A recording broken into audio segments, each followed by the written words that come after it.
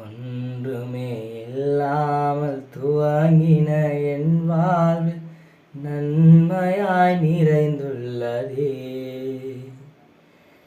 ஒன்றுமே இல்லாமல் துவங்கின என் வாழ்வு நன்மையாய் நிறைந்துள்ளதே.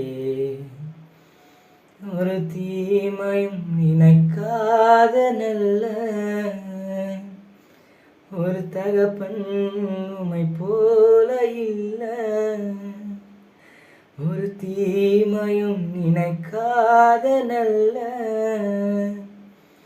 ஒரு தகப்பன் உம்மை போல இல்ல.